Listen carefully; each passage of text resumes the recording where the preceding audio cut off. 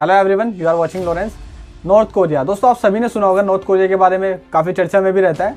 एक एस्टीमेट लगाया था वहाँ पर 2020 में, वहाँ की जो पॉपुलेशन है उसका 60% लोग ऐसे हैं जो पॉवर्टी में जी रहे हैं अपनी लाइफ को, यानी 60% लोग ऐसे हैं जो गरीबी रेखा से नीचे अपनी लाइफ को सर्वाइव कर रहे हैं। रिसेंटली अभी एक रिपोर्ट निकल करके आई है नॉर्थ कोरिया की, जिसमें किम जोंग उन ने अपना एडमिट किया है कि हमारे यहाँ पे फूड की शॉर्टेज चल रही है और इस शॉर्टेज के चलते मिलियंस ऑफ लोगों की यहाँ पे जान जा सकती है, यानी बहुत सारे लोग ऐसे हैं जिनकी जान जा सकती है।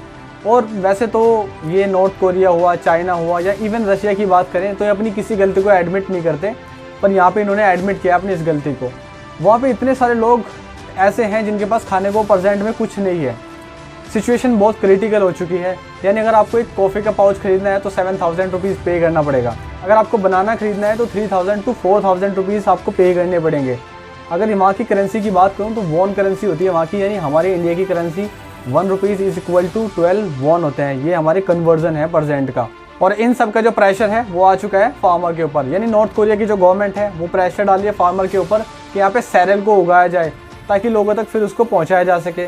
फार्मर्स का कहना है कि यहाँ की लैंड जो है उतनी फर्टाइल नहीं है, हमारे पास फर्टिलाइज़र नहीं है। तो गवर्नमेंट ने डिसाइड किया कि 2 लीटर यूरिन एक बोतल में डाल करके हर बंदा वहाँ फार्मर्स को देगा, जिससे फर्टिलाइज़र बनाया जाएगा। ये मजाक की बात नहीं है, ये सीरियल इशू बन चुका है। तो ये क्या हुआ, कैसे हुआ, कोविड का क्या इम्पैक्ट रहा है, फूड की शॉर्टेज कैसे आई है, ये सारी चीज़ें जानने की कोशिश करेंगे इस वीडियो में। वीडियो को एंड तक देखना।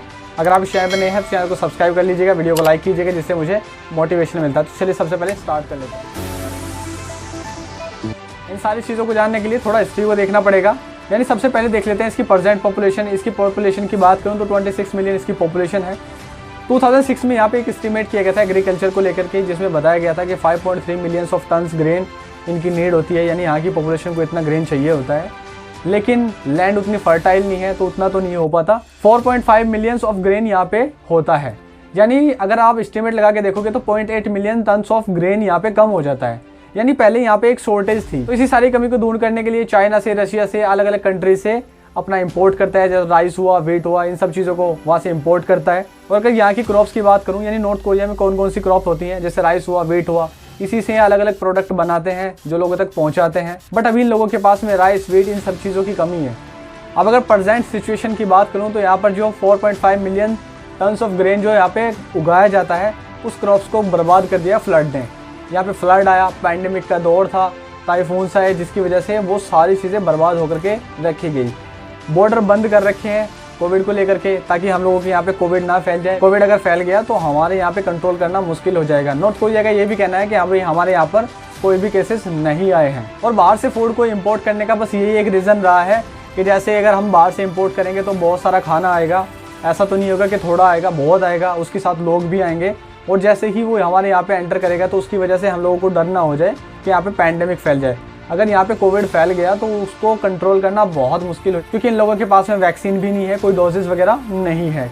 और इनका कहना भी यही है कि हम लोगों के यहाँ पे कोई केसेस भी नहीं देखने को मिले उतने। अगर आप इन्हीं सब चीज़ों के चलते भूख से लोगों को मरने के लिए छोड़ देते हैं तो ये बहुत ही बड़ी बेवकूफ़ी होती है। अब बताया जा रहा है, एस्टिमेट लगाया जा रहा है कि इनको 1 मिलियन टन्स ऑफ ग्रेन की नीड है, इतनी इनको शॉर्टेज है।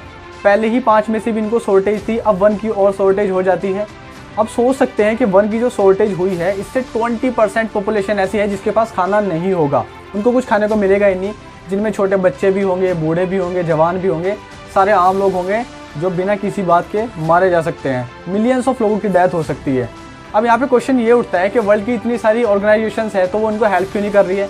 दोस्तों आप लोगों को पता होगा कि नॉर्थ कोरिया अपनी वजह से काफ़ी चर्चा में रहता है, तो यूके, यूएसए, यूरोप ने इसके ऊपर सैंक्शंस लगाई हुई है, जिसकी वजह से वर्ल्ड फूड प्रोग्राम जैसे ऑर्गेनाइजेशन यहाँ पे हेल्प नहीं कर सकते, क्योंकि अगर इन लोगों के बीच में कुछ समझौता होगा तो ही वो हेल्प कर सकते हैं। मानवता के ऊपर बहुत ही शर्म की बात है कि कुछ लोग खाने की वजह से इस दुनिया के अंदर से चले गए, मिलियंस ऑफ लोग चले गए इस दुनिया से। आप यहाँ से इम्पोर्ट कर सकते हैं, बट चाइना से अब इम्पोर्ट कर शायद मुश्किल हो जाए, क्योंकि चाइना ने खुद इंडिया से इम्पोर्ट किया है और इनकी इकोनॉमी भी इतनी नहीं है, नॉर्थ कोरिया की इकोनॉमी भी उतनी नहीं है कि अगर चाइना से इंपोर्ट करेगी तो उसको बर्दाश्त कर सकेगी, क्योंकि इन्होंने खुद से इंपोर्ट किया है। चाइना की यहाँ पे खुद कमी हो चुकी थी राइस की। अगर इसके सॉल्यूशन की बात करूँ तो दोस्तों ये इनोसेंट पीपल हैं यहाँ पर जो बेवजह मारे जाएंगे फूड की शॉर्टेज से। आप लोग देखोगे ये वो लोग हैं जो लाइफ को सर्वाइव करना चाहते हैं एज ए ह्यूमन बीइंग, जो किसी पॉलिटिक्स से, किसी न्यूक्लियर वेपन से जिनका कोई लेना देना नहीं है। बस ये 2 गवर्नमेंट के बीच में फंस करके रह गए हैं। यानी आप देखोगे नॉर्थ कोरिया या फिर यूएसए। नॉर्थ कोरिया कहता है कि मैं न्यूक्लियर वेपन बनाऊंगा, अमेरिका कहता है, यूएसए कहता है कि वो न्यूक्लियर वेपन नहीं बनाने देगा। और इन दोनों की ईगो में ये आम लोग आज फंस करके रह गए हैं।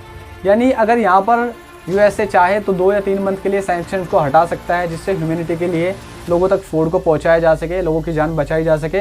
अदरवाइज़ मिलियंस ऑफ पीपल की जान यहाँ से जा सकती है। और ये जो ऑर्गेनाइजेशन होते हैं ये एडवाइस के साथ ही चलते हैं, ऐसे अपने आप से किसी को फूड नहीं पहुंचा सकते, क्योंकि बीच में भी इनको चेकिंग पॉइंट होते हैं। ऐसे लोगों के लिए दुआ करना कि इन लोगों की जान बच सके। तो दोस्तों कैसा लगा मेरा वीडियो आप मुझे कमेंट बॉक्स में कमेंट करके बता सकते हैं।